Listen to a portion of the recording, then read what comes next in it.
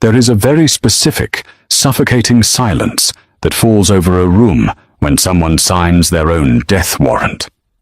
That was the silence drowning the VIP lounge. Harper stood there, a cheap waitress tray, clutched in her raw, overworked hands, having just looked the deadliest man in the city dead in the eye and called him exactly what he was. Pathetic. She expected the flash of a gun. She expected the dark. What she didn't expect was for him to smile, step forward, and completely rewrite her existence. The clock behind the bar read 3:14 a.m. Harper felt every single minute of her 14-hour shift localized entirely in her lower back and the arches of her feet.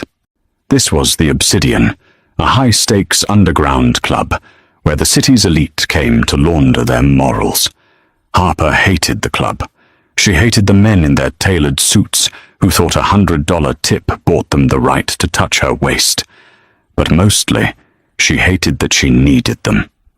Rent was due in 3 days. The final eviction notice was a crumpled yellow threat in her coat pocket, and her mother's pharmacy bills were piling up on the kitchen counter like a paper monument to their misery. She was wiping down a table in the corner of the VIP lounge, her movements mechanical, her mind blessedly blank. Then the heavy oak doors at the back of the room swung open. The ambient noise, the clinking of crystal, the low murmur of negotiations, the soft jazz piped in through hidden speakers evaporated. Vincent Rossi had arrived. Harper didn't look up immediately. She didn't need to. She could feel the atmospheric pressure in the room drop. The men who had been puffing their chests and boasting about their offshore accounts suddenly shrank their eyes, dropping to their polished Oxfords. Vincent didn't demand attention. He absorbed it a black hole in a charcoal 3-piece suit. He walked with a quiet, lethal grace, flanked by 2 men who looked less like bodyguards and more like industrial farm equipment in trench coats. Vincent's face was a study in sharp angles and exhaustion. He didn't have the exaggerated swagger of a movie gangster. He just looked relentlessly, bone-wearyingly bored. He took his seat at the head of the leather booth in the center of the room. Someone snapped their fingers. 2 goons dragged a man into the center of the floor. Harper froze, her damp rag hovering over the polished mahogany table. She knew the man on the floor. It was Leo, one of the older dishwashers from the kitchen. He was trembling so violently, his knees knocked audibly against the hardwood. His nose was bleeding a steady drip of crimson, staining the lapel of his faded uniform. "Mr. Rossi, please," Leo sobbed. The sound was high, thin, scraping against the absolute silence of the room. "I just needed a few more days. The track the horse tripped, I swear to God, it was a sure thing." Vincent didn't say anything. He slowly reached into his jacket, retrieved a silver cigarette case, and tapped a cigarette against the lid. He placed it between his lips. A lighter was instantly produced by a sycophant to his left. The flame flared, illuminating Vincent's dark, hollowed eyes. $3,000, Leo, Vincent said. His voice was a low rumble devoid of anger. That was what made it terrifying. It was entirely transactional. "You took $3,000 from the lockbox in my kitchen to bet on an animal. I was going to put it back with interest." Leo wept, pressing his forehead against the floorboards. Vincent exhaled a plume of blue smoke. "You're a thief and a liar, but worse than that, you're an embarrassment." Vincent leaned forward, resting his elbows on his knees. "Lick it." Leo looked up, terror pulling his face into a grotesque mask. What?" Vincent pointed a long, calloused finger at a puddle of bourbon someone had spilled near Leo's knees. "Lick it up. Maybe I'll let you keep your hands." The men in the room chuckled. It was a nervous, ugly sound. Men laughing because they were terrified, men laughing because they were grateful it wasn't them on the floor. Harper's chest tightened. She felt a familiar hot pressure rising in her throat. She looked at Leo, a pathetic, broken old man, who occasionally saved her half a sandwich from the kitchen when she couldn't afford a lunch break. Then she looked at Vincent. She saw the absolute lack of emotion in his eyes, the casual cruelty, the audience of cowards feeding his ego. Her feet hurt, her back ached. She was so incredibly, unfathomably tired of living in a world where men like Vincent got to play God over people who were just trying to survive. The filter between her brain and her mouth, worn thin by exhaustion and poverty, simply snapped. The heavy glass ashtray slipped from her tray.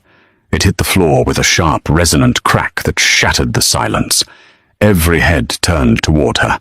Vincent's gaze slid lazily from Leo to the waitress standing by the corner table. His dark eyes locked onto hers. There was a warning in that look, a cold, heavy promise.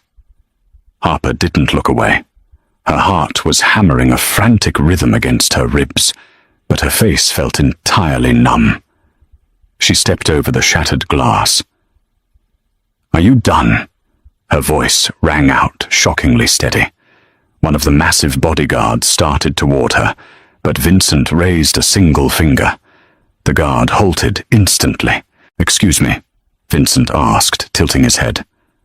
"I asked if you were done," Harper said, her voice dropping an octave, carrying the hollow, cynical weight of a woman who had nothing left to lose. "He owes you money. Break his fingers.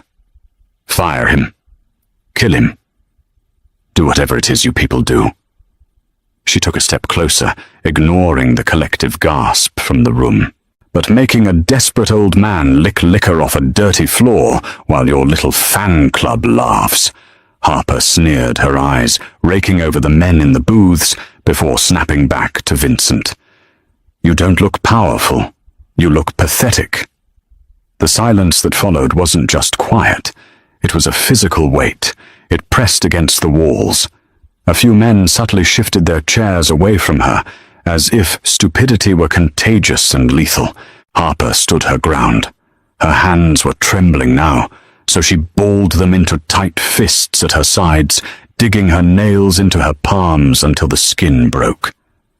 She was going to die. The realization washed over her cold and absolute.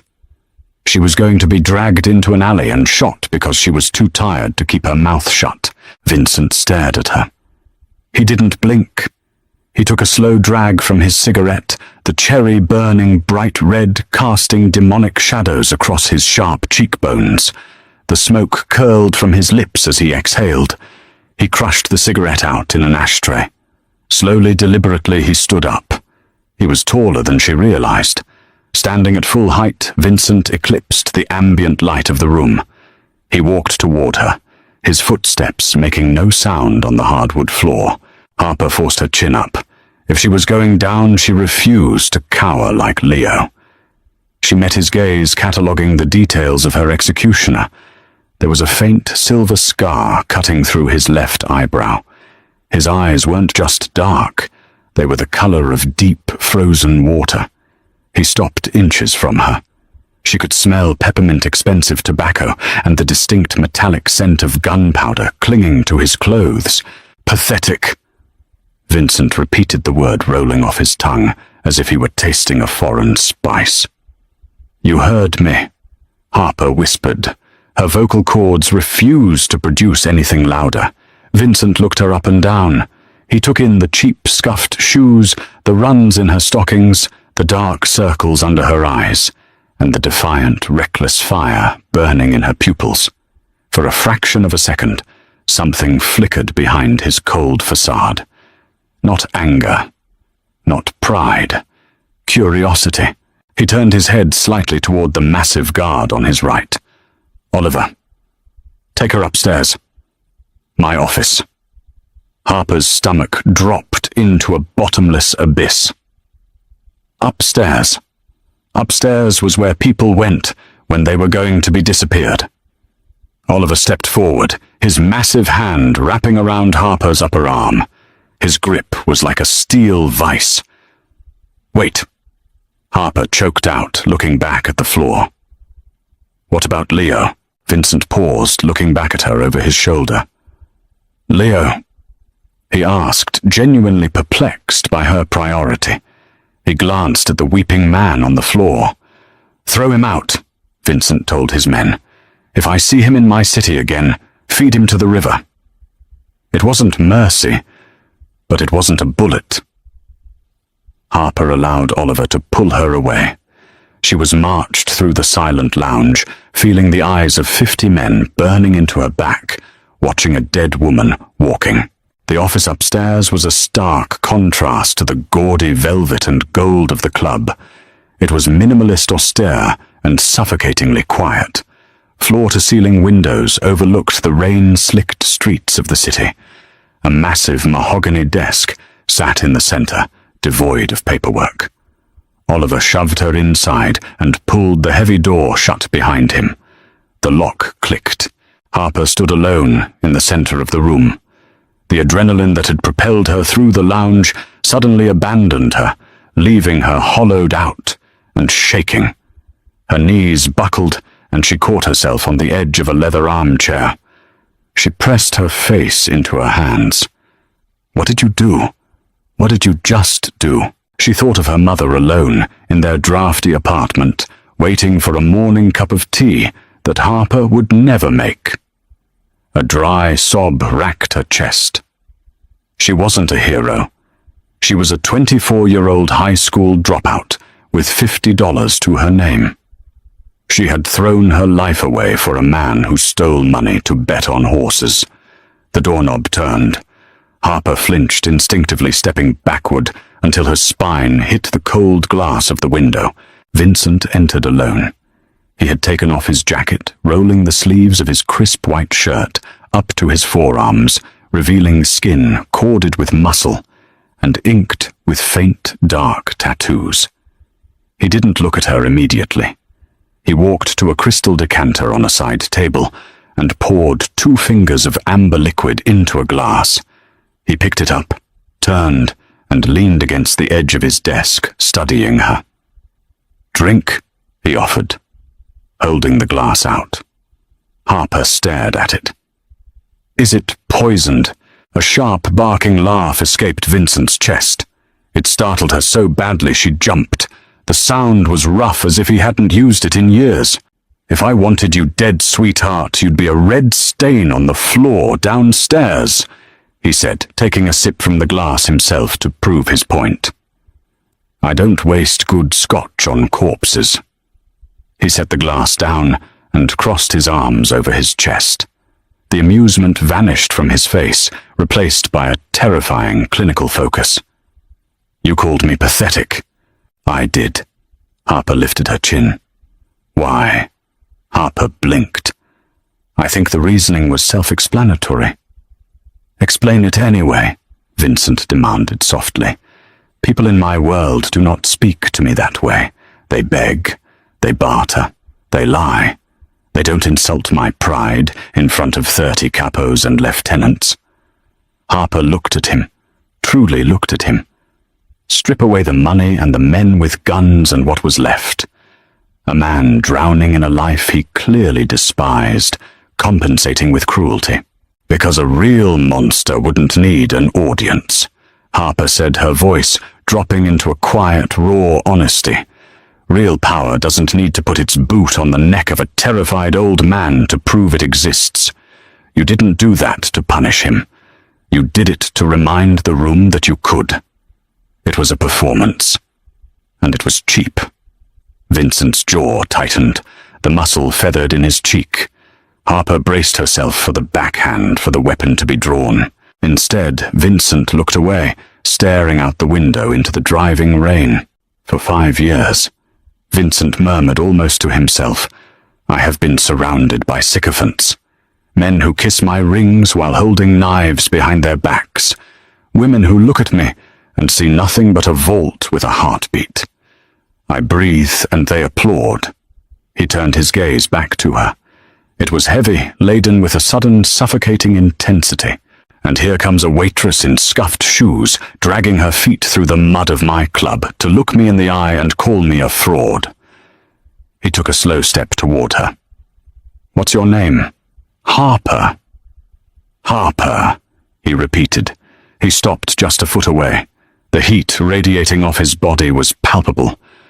"Are you not afraid of me, Harper?" "I am terrified of you," she admitted, her voice trembling just slightly. "But I'm more exhausted than I am afraid. You want to kill me? Fine. It'll save me the trouble of figuring out how to pay my rent on Tuesday." Vincent stared at her, dissecting her words, searching her face for the lie. When he found none, the corner of his mouth quirked upward in a smirk that didn't reach his eyes. "Tuesday, huh?" he said softly. He turned around, walked to his desk and picked up a sleek black phone. He dialed a short extension. "Oliver," Vincent said into the receiver. "Bring me the personnel file on the waitress. Harper." "Yes, now." The silence returned, but the texture of it had changed. It was no longer the silence of an impending execution. It was the tense, coiled quiet of a predator circling something it didn't quite understand. Harper stayed pinned against the glass. "What are you doing?" Vincent ignored her, remaining seated behind his desk. 2 minutes later, a soft knock came at the door. Oliver entered, handed Vincent a manila folder, and vanished just as quickly. Vincent flipped the folder open. He skimmed the contents, the only sound in the room, the rustling of cheap paper. Harper felt intensely violated. That folder held her pathetic existence, her meager wages, her home address, her emergency contacts. Harper Davis. Vincent read aloud, his voice stripped of emotion. 24. No criminal record. Mother Susan Davis suffers from early onset Parkinson's. You work double shifts here and a diner across town. You are currently 3 months behind on rent. "Stop!" Harper snapped, stepping forward, the embarrassment momentarily eclipsing her fear. "That's none of your business." Vincent snapped the folder shut and dropped it onto the desk. "It is my business when an employee causes a scene that undermines my authority. I was trying to figure out if you were sent by the Rossi family or the Colombos to test me." He leaned back in his chair, his dark eyes locking onto hers. "But you're not. You're just a girl drowning in debt who pushed too hard against a wall that usually pushes back. So fire me," Harper said, wrapping her arms around herself to ward off the sudden chill in the room. "Oh, I'm absolutely firing you from the floor," Vincent said smoothly. He stood up, picked up his glass of scotch, and walked around the desk until he was leaning against the front of it, just inches from her again. "But you are not leaving this building." Harper's breath hitched. "What?" "I have a problem, Harper," Vincent said, swirling the amber liquid in his glass. "My father died 6 months ago. He left me a kingdom built on rot. Half of the men downstairs are plotting to put a bullet in the back of my head, and the other half are waiting to see who succeeds so they can kiss the new ring." He took a sip, his eyes never leaving hers. "I need someone in my corner who isn't infected by this life. Someone who doesn't care about the politics. Someone who will look at me when I am making a mistake and tell me I am being pathetic." Harper shook her head, thoroughly bewildered. "I don't understand." "I am offering you a job," Vincent stated flatly. "As what, your court jester?" "As my fiancé." The word hung in the air, heavy and absurd. Harper let out a breathless, incredulous laugh. "You're insane." "I am pragmatic," Vincent corrected, his voice hardening, pulling her back to the reality of who he was. "The syndicate operates on tradition. A boss without a wife, without an heir, is viewed as unstable, a temporary placeholder. My rivals are trying to arrange a marriage for me with the Colombo family to secure a truce. If I refuse, it's a declaration of war. If I accept, I sleep with a knife to my throat for the rest of my life." He reached out his long fingers, gently catching her chin, tilting her face up. His touch was warm, rough, and sent a dangerous electric shock straight down her spine. "But," Vincent continued softly. If I am already engaged to an outsider, a tragic whirlwind romance that I refuse to abandon it buys me time. It breaks their trap without forcing my hand. And what happens to me? Harper whispered, unable to pull away from his grip. When they find out I'm a fake, when they decide to use me to get to you, they won't get to you. You will be shadowed by my best men. You will live in my home. Vincent's thumb brushed lightly against her lower lip. It was an intimate gesture that contrasted violently with the cold calculation in his eyes. In exchange, your debts vanish tonight. Your mother moves to a private care facility with the best doctors on the East Coast by tomorrow morning. You will never serve a drink wipe at table or look at a price tag ever again. Harper stared up at him. Her mind was spinning. He was offering her heaven, but the gates were guarded by devils. "Why me?" she asked, her voice cracking. "You could hire an actress, a model. An actress would try to please me. A model would be terrified of me," Vincent said, dropping his hand from her chin. "You looked at a man who could have you butchered, and you told him the truth. I can't buy that kind of loyalty, but I can buy your debts." He turned back to his desk, pulling a sleek, matte black pen from his pocket and sliding a blank piece of expensive stationery toward her. "Write down the amount you owe. All of it." Harper didn't move. "Vincent." She started surprising herself by using his first name. He looked up, his eyes sharpening. "If I do this," Harper swallowed hard, "I'm not going to be a quiet little doll you parade around. If I see you acting like a monster, I will tell you." For the first time that night, a genuine smile touched Vincent's lips. It transformed his face, stripping away the exhaustion and revealing something devastatingly handsome beneath the shadows. "I'm counting on it, Harper," he said. She walked to the desk.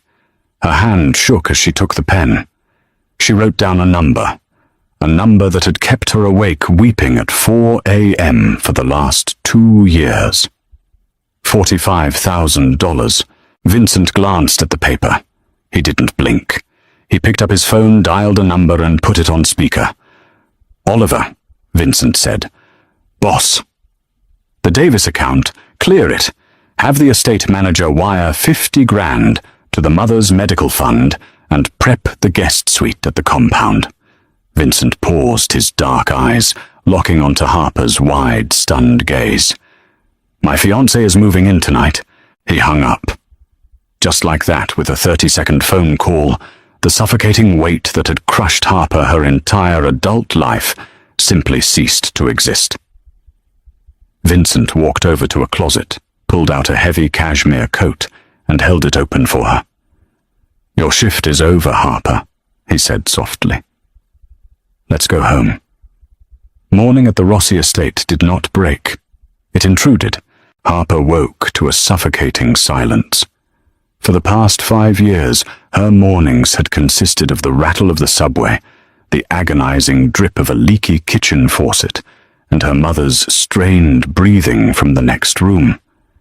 Here there was nothing, just the heavy, muffled quiet of a room insulated by wealth. She sat up. The sheets pooled around her waist, a thread count so high it felt like water. She looked down at her hands. Her knuckles were still raw, the cut on her palm from the shattered ashtray the night before, a sharp, stinging reminder that she hadn't just hallucinated the last 8 hours. She swung her legs over the edge of the mattress. The plush carpet swallowed her bare feet. The guest suite was the size of her entire apartment, decorated in muted greys and slate. It felt less like a bedroom and more like a high-end holding cell. A polite, singular knock sounded at the heavy mahogany door. Before Harper could speak, the door opened. A woman in her 60s stepped inside, carrying a silver tray. She wore a tailored black dress and an expression carved from granite. "Good morning, Miss Davis. I am Clara. I manage the household." Clara set the tray down on a small glass table near the window. Steam curled from a porcelain coffee pot. Beside it sat a plate of pastries and a folded newspaper. "You don't have to serve me," Harper said instinctively, her voice raspy. She pulled the thick duvet up to her chest, acutely aware of the oversized borrowed t-shirt she was wearing. "I can make my own coffee." Clara paused, her hands neatly folding in front of her. Mr. Rossi's instructions were clear. "You are a guest of honor. If you make your own coffee, I am failing at my job." "I prefer not to fail." It wasn't a threat, but it carried the weight of one. "Right," Harper muttered. "Thank you. Your mother's transfer to the Sterling Ridge facility was completed at 6 a.m. Clara added her tone, shifting not to warmth, but to a slightly softer neutrality. "Dr. Aris is personally overseeing her intake. He is the best neurologist in the state. She is comfortable." Harper's breath hitched. The defensive wall she had thrown up the night before fractured. She pressed a hand to her mouth, squeezing her eyes shut as a hot, ugly tear spilled over her lashes. For 2 years she had watched her mother fade into a shadow, drowning in the terror of a broken healthcare system. In a single night, a criminal had done what a dozen charity applications could not. "Thank you," Harper choked out. It was barely a whisper. "Do not thank me," Clara said. "Drink your coffee. Mr. Rossi expects you in the conservatory in 20 minutes. Oliver is outside your door. You are not to wander the grounds alone." Clara left the door clicking shut with terrifying finality. 20 minutes later, Harper walked down the sprawling, marble-floored hallway, flanked by Oliver, the massive bodyguard from the club. He moved like a shadow, silent and imposing. The conservatory was a glass-walled room at the back of the house, overlooking acres of manicured lawn that sloped down to a high iron-wrought perimeter wall. The sky was overcast, casting a pale, flat light over the estate. Vincent was sitting at a wrought-iron table reading a ledger. He wore dark slacks and a charcoal sweater pushed up at the forearms. In the daylight, he looked less like the devil and more like a man carrying a physical crushing weight on his shoulders. The exhaustion in his eyes was stark. He didn't look up as she approached. "Sit." Harper pulled out a chair opposite him. The metal scraped loudly against the stone floor. Vincent finally raised his eyes. He scanned her face, lingering for a fraction of a second on the redness of her eyes. He didn't comment on it. "Tonight we dine with Carmine Rossi, my uncle, and Dominic Colombo," Vincent said, closing the ledger. "It is supposed to be a peace summit, a negotiation over territory by the docks. In reality, it is a wake. They are coming to see if the corpse of my father's empire is cold enough to carve up." Harper gripped the edge of the table. "And where do I fit into this? Dominic was planning to offer his sister's hand to me tonight. An alliance." Vincent leaned back, lacing his fingers together over his stomach. "When I introduce you, he will be insulted. Carmine will be furious. They will push you. They will try to find the cracks in the story. They will try to prove you are a whore I hired for the night to insult them." "I was a waitress," Harper corrected sharply. "Not a whore. To them there is no difference," Vincent replied, his voice entirely devoid of judgment, just stating a brutal fact. "You are not of their blood. You are a civilian, a stray." "Then why do this?" Harper asked, her frustration rising. "If they're just going to hate me, how does this help you?" Vincent leaned forward, resting his forearms on the table. The sudden proximity made Harper's pulse jump, because they understand a power grab. "They understand a strategic marriage," Vincent said softly. "What they do not understand is a man making an irrational choice out of obsession. If they believe I am genuinely, recklessly attached to you, They will consider me unpredictable. Men like Dominic fear the unpredictable. He reached across the table. His hand hovered over hers for a second before his long fingers closed around her wrist. His touch was warm an anchor in the freezing room. You called me pathetic yesterday because I needed an audience to feel powerful, Vincent murmured. Tonight you are my audience, Harper. Watch me, and do not blink when they look at you. Harper had never worn a dress that cost more than her car. It was a deep, midnight blue silk slip dress that clung to her curves and fell gracefully to her ankles. Clara had provided it, along with a pair of stiletto heels and a diamond choker that felt heavier than a shackle around her throat. Looking in the mirror, Harper didn't recognize the woman staring back. The exhaustion was hidden beneath expertly applied makeup, her hair swept up into an elegant twist. She looked wealthy. She looked untouchable. She felt like a fraud about to step onto a minefield.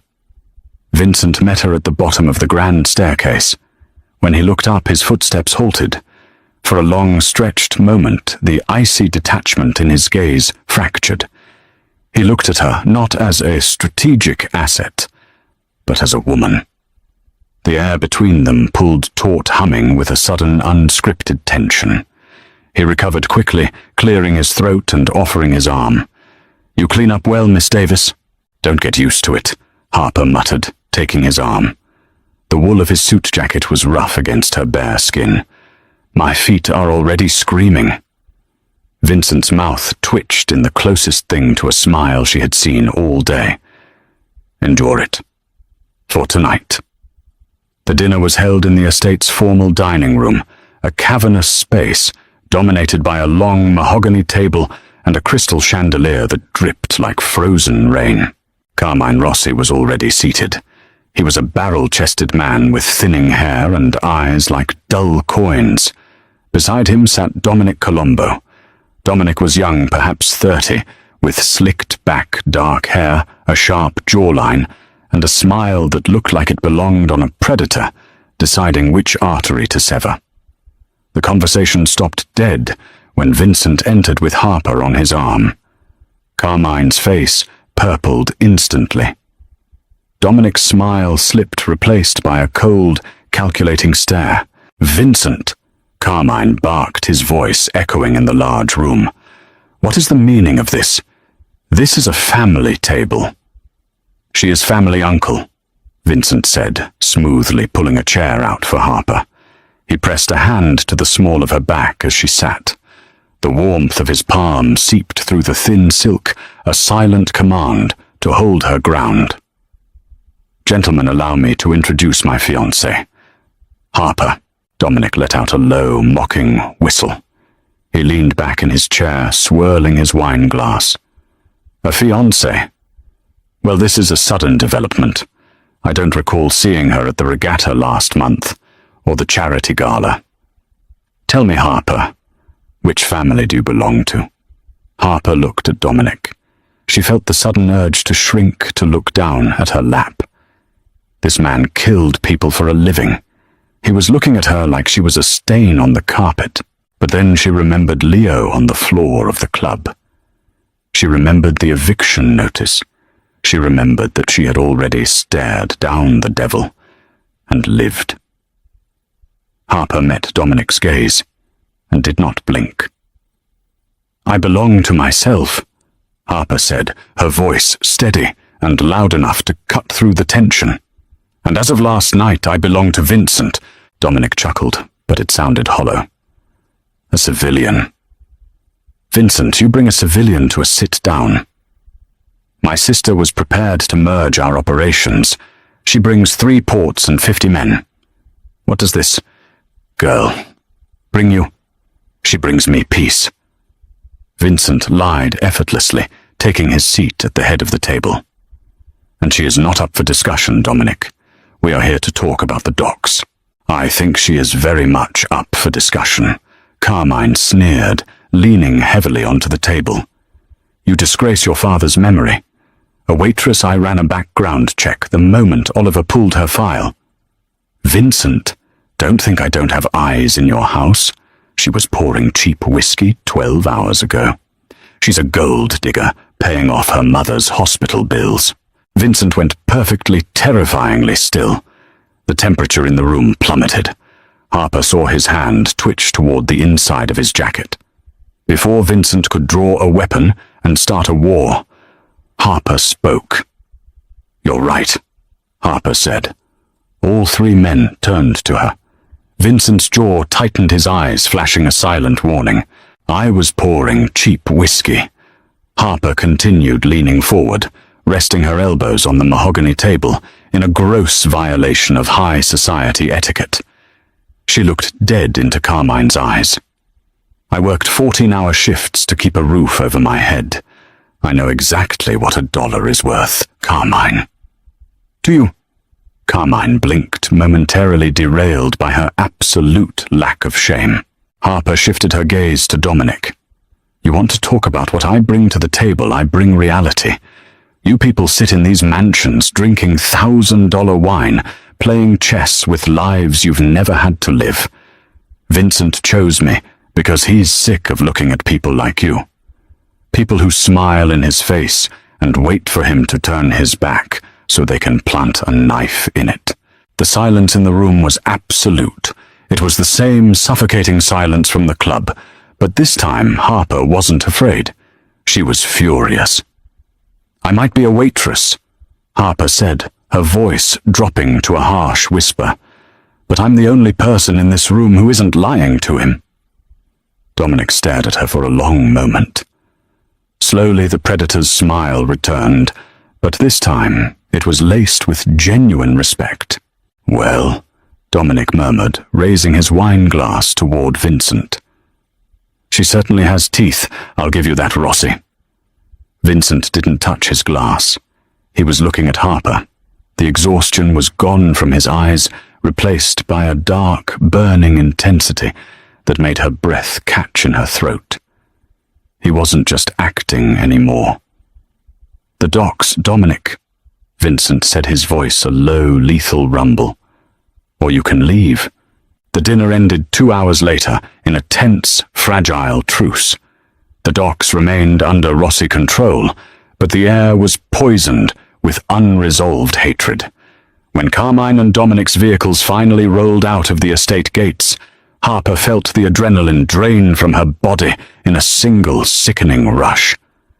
She leaned against the cold stone pillar of the front portico, kicking off the stiletto heels. She didn't care that Oliver was watching from the shadows.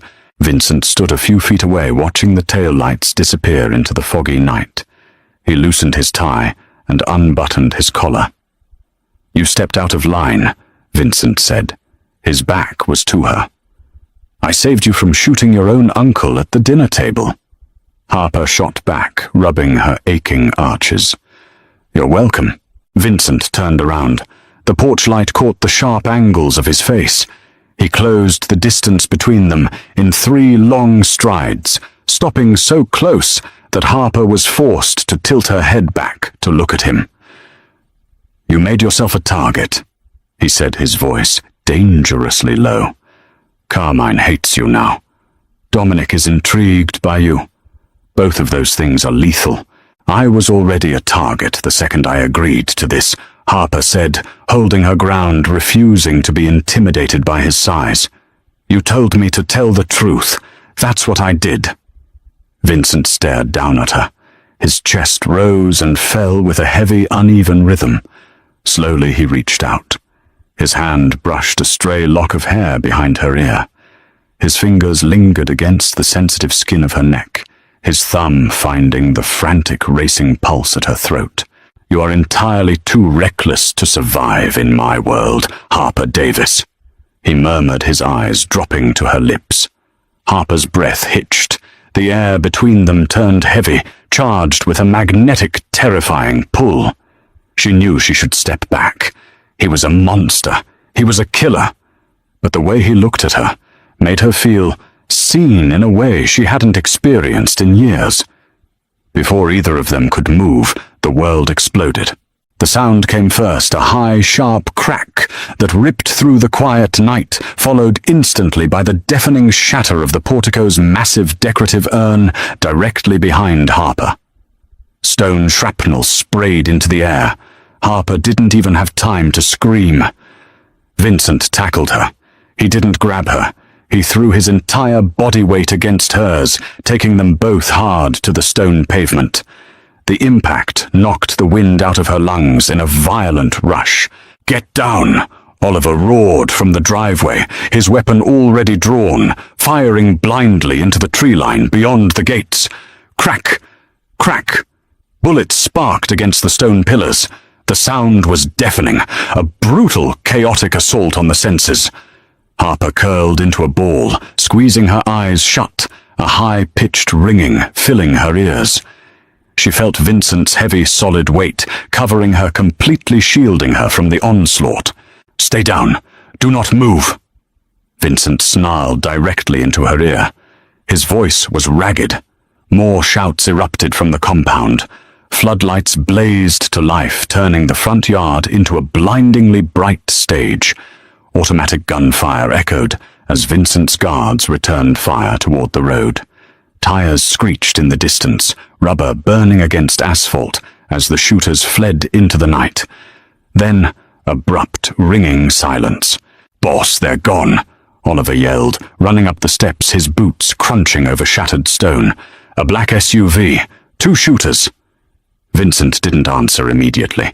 He stayed draped over Harper for another agonizing 5 seconds, ensuring the threat was truly over.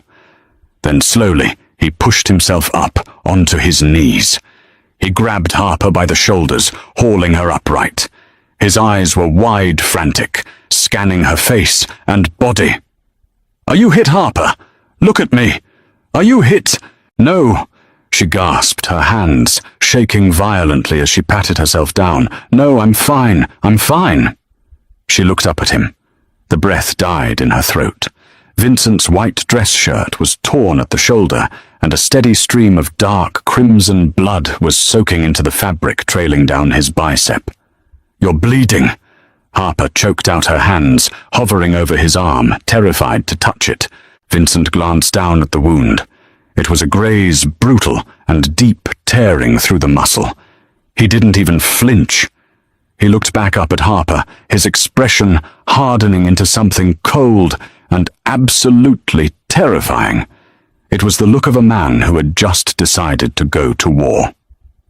"Oliver Vincent," said, his voice flat, devoid of the frantic energy from a moment before. "Yeah, boss. Lock down the compound. No one gets in or out." Vincent stood up, pulling Harper with him. His grip on her arm was tight, unyielding. He pulled her toward the heavy oak doors of the house. "Who was it?" Harper asked, her voice trembling as the reality of the violence set in. "Was it Carmine Dominic?" "It doesn't matter," Vincent said, kicking the front door open. The opulent foyer felt different now. It didn't feel like a cage anymore. It felt like a bunker. He stopped in the center of the hall and finally let go of her arm. He looked at her, standing in her ruined silk dress, barefoot, shivering uncontrollably from the adrenaline crash. "I promised you safety," Vincent said quietly. The blood was dripping from his fingertips onto the pristine marble floor, a stark, violent contrast. "They just broke that promise." "Vincent, you need a doctor," Harper said, stepping toward him, the fear momentarily eclipsed by the sight of his blood. He caught her hand with his uninjured arm, stopping her. His dark eyes locked onto hers, stripping away the layers of strategy and cold command. "They shot at my house. They shot at you." His thumb brushed over her knuckles, right over the small cut she had given herself the night before at the club. "This is no longer a performance, Harper. I am going to burn their entire world to the ground." The estate's underground medical bay smelled sterile, a sharp chemical bite of rubbing alcohol and iodine that burned the back of Harper's throat.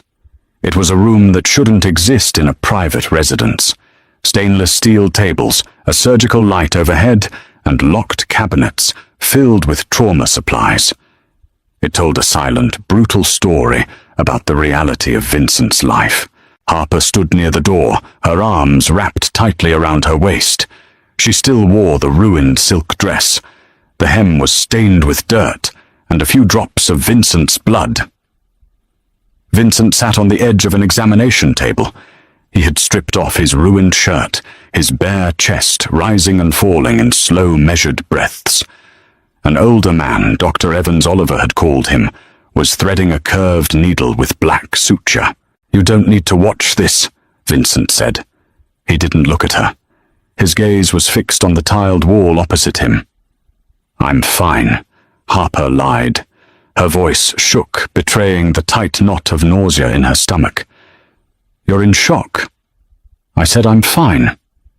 Vincent finally turned his head. The exhaustion in his face had deepened, hollowing out his cheeks and darkening the bruised skin beneath his eyes. He opened his mouth to order her out, but the doctor stepped forward. "Hold still, boss," Dr. Evans murmured. He didn't offer a local anesthetic. Vincent didn't ask for one. The needle pierced the torn muscle of Vincent's shoulder. Harper watched her breath catching. Vincent didn't flinch. He didn't make a sound. The only indication that he felt anything at all was the sudden sharp clenching of his jaw and the way the tendons in his neck pulled taut like piano wire. It was agonizingly intimate to watch a man endure pain with such absolute silence. Harper realized with a sudden pang of clarity that he was used to it. He was used to bleeding alone. "Done," Dr. Evans said 15 minutes later, snipping the thread. He taped a heavy gauze bandage over the wound. "Keep it dry. I'll leave the antibiotics with Oliver. If you spike a fever, you call me. Don't play tough." "Thank you, Doc," Vincent muttered, sliding off the table. He grabbed a fresh black t-shirt someone had left on a chair and pulled it over his head, wincing slightly as the fabric dragged over the fresh stitches. The doctor packed his bag and slipped out the door without another word to Harper. The silence that followed was heavy, thick with the unsaid. Vincent walked over to a metal sink in the corner and turned on the cold water. He splashed his face, gripping the edges of the basin so hard his knuckles turned white. Harper walked slowly across the room. She stopped a few feet behind him. "Why didn't you flinch?" she asked quietly. Vincent turned off the tap. Water dripped from his chin. He leaned his head forward, resting it against the cool mirror above the sink. "If I flinch, they know I can be hurt," he said, his voice rough. "The doctor say." "Anyone?" Vincent turned around, leaning back against the sink. He looked at her, his eyes stripping away the bravado of the Mafia boss, leaving only the man beneath. "In my world, pain is a vulnerability. You show it, and someone will use it to break you." Harper stepped closer. She didn't know what possessed her, but she reached out. Her fingers were trembling. She stopped an inch from his chest, hesitating. Vincent didn't move away. He watched her hand, completely still. She pressed her palm flat against his chest, right over his heart. It was beating a steady, heavy rhythm against her skin. "I'm not them," Harper whispered. Vincent looked down at her hand, then up into her eyes. The temperature in the room seemed to spike. He lifted his uninjured arm and covered her hand with his own, pressing her palm harder against his chest. His skin was burning. "I know," Vincent breathed. For a second, the world outside the bunker vanished. There was no Carmine, no Dominic, no gunfire in the dark. There was just the smell of iodine, the cold fluorescent lights, and the desperate, tethering warmth of his hand over hers.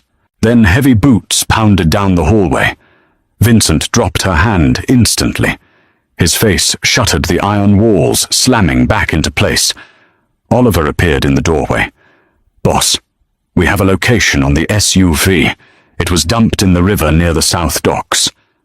Vincent's eyes darkened, the brief flash of humanity, buried beneath a sudden, absolute violence. Who owns the South Docks? Carmine, Oliver said grimly. Vincent nodded once. He walked past Harper, the air turning frigid in his wake. Get the men ready. We're going to pay my uncle a visit. The estate transformed over the next 48 hours. It ceased to be a home and became a fortress. Dozens of men in dark suits flooded the grounds carrying assault rifles in plain view.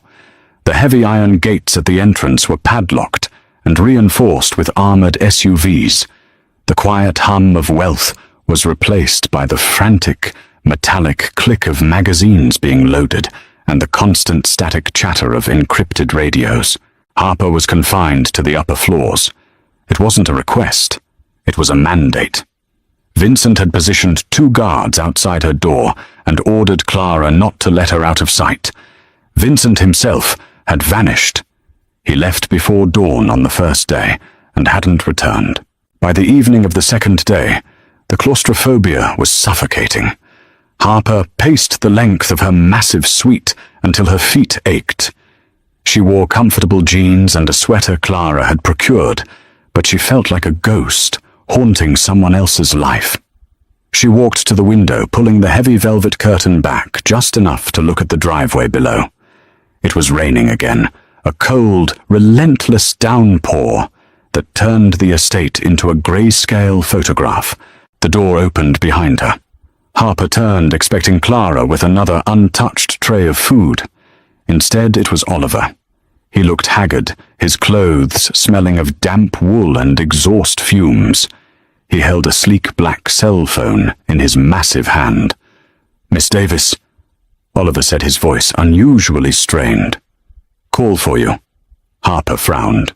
"Who is it? Is it my mother's hospital?" Panic flared in her chest. "No." Oliver held the phone out. His eyes were hard. "It's Carmine Rossi." Harper froze. "Why is he calling me?" "Because he can't reach Vincent," Oliver replied. "Vincent cut the lines to Carmine's compound. We have him boxed in. He's desperate." Harper stared at the phone. It looked like a live grenade. "I have nothing to say to him." "Take it," Oliver urged quietly. "Keep him talking. We need to confirm he's actually inside the compound and hasn't slipped out a tunnel. 3 minutes, that's all the trace needs." Harper swallowed hard. She took the phone and pressed it to her ear. "Hello." "Harper." Carmine's voice sounded entirely different from the arrogant bark at the dinner table. It was reedy thin, laced with a panic he was trying desperately to hide. "You're a hard woman to reach."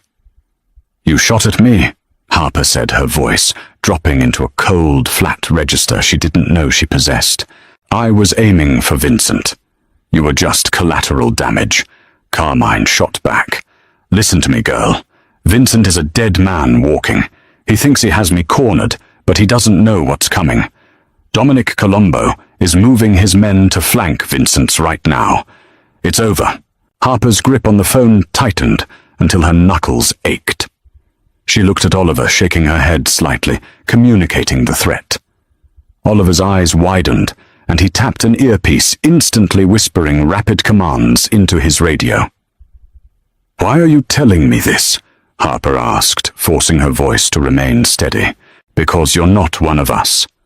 You're a stray he picked up." Carmine wheezed. "You want to survive the night, walk out the back gate. I have a car waiting 2 miles down the road. I will wire $2 million to any account you want. Take your sick mother and disappear. You stay, you burn with him." $2 million. It was a number so large it didn't even sound real. It was freedom. It was absolute, guaranteed safety for the rest of her life. Harper looked around the luxurious cage she was trapped in. She thought about her old apartment, the leaky faucet, the suffocating terror of poverty. She had every reason to walk away. She owed Vincent nothing. He had bought her debts, yes, but he had also dragged her into a firing squad. Then she thought of the raw, bleeding man sitting on the examination table, holding his pain in absolute silence. She thought of his hand, covering hers, the frantic heartbeat beneath her palm. "You don't understand anything, Carmine," Harper said softly. "What? You think Vincent needs a performance to be powerful? You think he needs an audience?" Harper's voice hardened into steel. "He doesn't. He's coming for you. And when he finds you, I hope it hurts." She ended the call. She handed the phone back to Oliver. His face was unreadable for a moment, before a slow, grim smile broke across his scarred features. Trace confirmed. "We have him," Oliver said. He pocketed the phone. "I'll radio the boss about Columbo's flank. You did good, Harper." "Just tell him to come back," Harper said, her voice finally breaking. Oliver nodded once. "Lock the door behind me." He left. Harper locked the door, sliding the heavy deadbolt into place. She walked back to the window, pressing her forehead against the cold glass. Out in the dark, the war was raging, and for the first time in her life, she realized she had chosen a side. Dawn broke in a bruised palette of purple and grey. Harper had fallen asleep in the velvet armchair by the window, her knees pulled to her chest. She woke with a violent start at the sound of heavy engines roaring up the driveway. She scrambled out of the chair, throwing the curtains open. 3 black SUVs tore through the gates, their tires kicking up mud and gravel. The vehicles looked battered. One had a shattered windshield. Another was missing a side mirror. They slammed to a halt in front of the portico. Men poured out. Some were limping. Some were carrying others. Harper didn't wait. She unlocked her door, ignored the startled shouts of the guards in the hallway, and sprinted for the stairs. She practically flew down the marble steps, her bare feet slapping against the stone. She hit the foyer just as the massive front doors were pushed open. Vincent walked in. He stopped dead in the center of the entrance hall. He looked like he had walked through hell.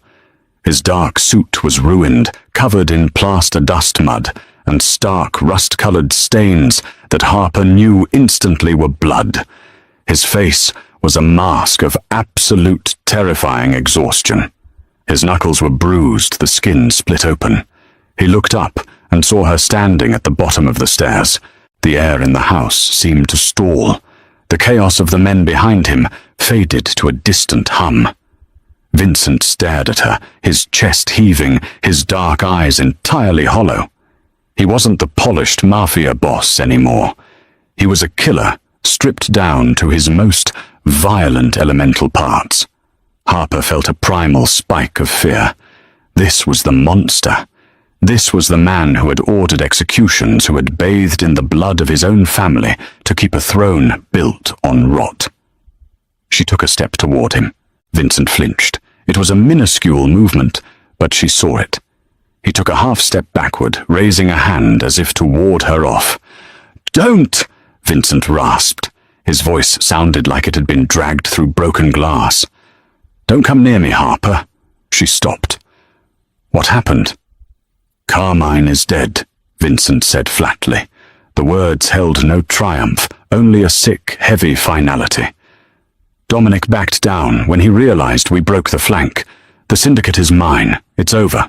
He reached inside his ruined jacket and pulled out a thick, sealed manila envelope.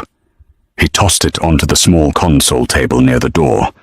It hit the wood with a heavy, substantial thud. "What is that?" Harper asked. "New passports, passwords to an offshore account with $5 million. The deed to a house in Switzerland, completely untraceable."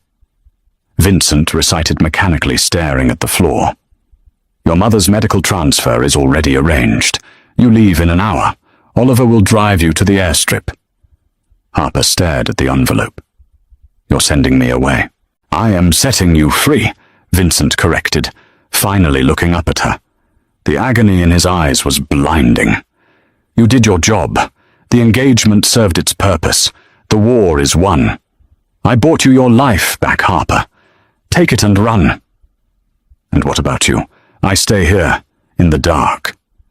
Vincent let out a bitter, self-deprecating laugh. He looked down at his blood-stained hands. "This is what I am. This is all I will ever be. You looked at me 2 nights ago and called me pathetic. You were right." He turned away from her, intending to walk toward his study, to lock himself away in the cage he had just killed his own blood to secure.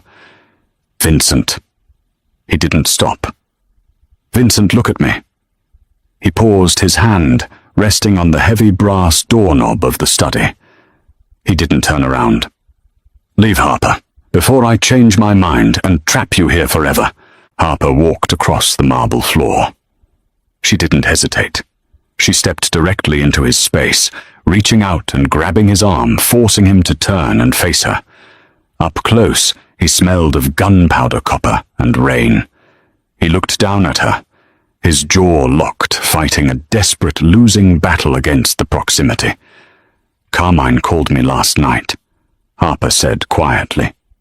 Vincent went utterly still. "What?"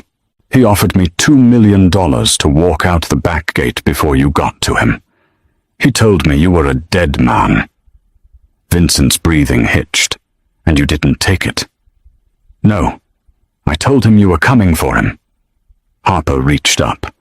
She ignored the dirt and the blood. She cupped his face in both of her hands. His skin was freezing cold.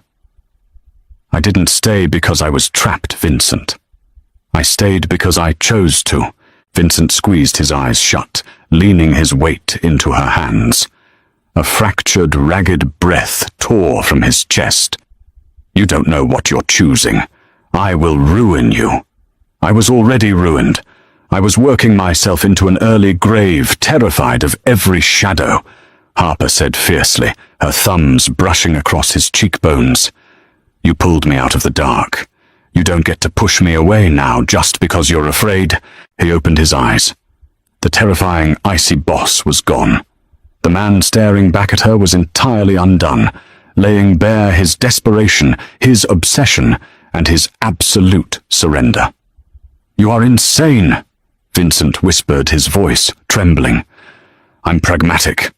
Harper threw his own words back at him. She rose slightly on her toes, closing the agonizing distance between them. "And you really are pathetic if you think I'm walking out that door." Vincent let out a sound that was half laugh, half groan. He dropped all pretense. His arms wrapped around her, pulling her flush against his chest, lifting her off her feet. He buried his face in her neck, holding her with a crushing, desperate strength, as if she were the only solid thing left in a world that had burned to the ground. When he finally kissed her, it wasn't a gentle, polite collision. It was a collision of survival. It tasted like ash adrenaline and absolute inevitability. Harper kissed him back with equal ferocity, her hands tangling in his dark hair, anchoring him to the earth. He was a monster. He was a killer. He was the king of a rotting empire. But as Harper held the deadliest man in the city, feeling his heart hammer wildly against her own, she knew one thing for certain. He was hers.